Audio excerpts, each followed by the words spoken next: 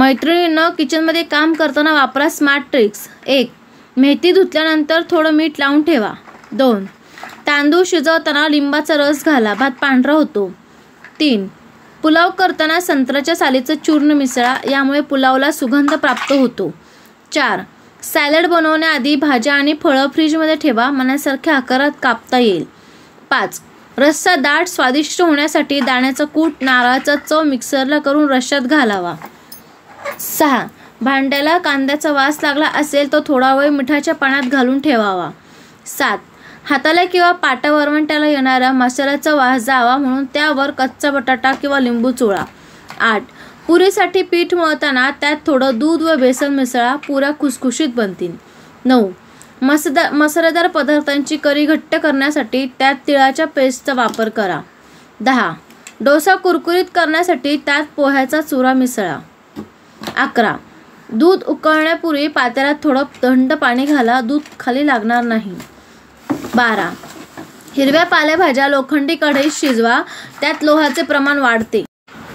13. भाज्या, कडधान्य उकळल्यानंतर त्यातील पाणी फेकू नका, यात व्हिटॅमिन बी कॉम्प्लेक्स मोठ्या प्रमाणात उतरते, त्यामुळे हे पाणी फेकू नये. हे पाणी भाजत किंवा कणिक मळतानाही वापरता येते. उकळून न घेता ते यांना वाफेवर शिजू शकता. 14. पुलावासाठी मसाला तयार करताना पदार्थ कोरडे भाजून मिक्सरवर दळून घ्यावे आणि हा मसाला पाण्यात चांगला उकळून घ्यावा. खळखळ उकळी आल्यावर गॅस बंद करून पाणी थंड होऊन द्यावे आणि याच पाण्यात भात शिजवावा. यामुळे मसाले तोंडात येत नाहीत आणि पुलावाला छान वास लागतो, स्वादही वाढतो. 15. ज्वारीचे दळण आणून बरेच दिवस झाल्यास भाकरी चांगली होत नाही, गोल थापली जात नाही. यावेळी पीठ भिजवताना त्यात थोडा शिजवलेला भात घालावा, यामुळे भाकरी मोडत नाही. 16. वरणासाठी डाळ शिजवताना त्यात 1 चमचा मेथीची पुरचुंडी करून ठेवावी, यामुळे वरण रुचकर होते आणि पचनासही हलके होते. 17. कोणत्याही गोड पदार्थात कणिकभर मीठ घातल्यास छान चव लागते. 18. रस काढण्यासाठी घरात ज्युसर नसल्यास फळं खिसणीवर खिसावीत, छान रस निघतो. 19.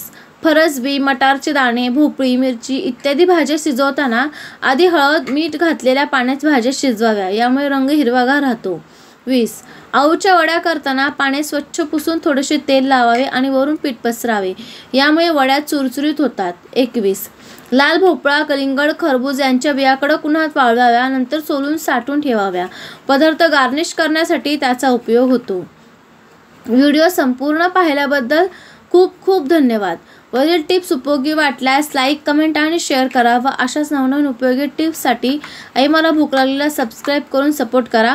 धन्यवाद.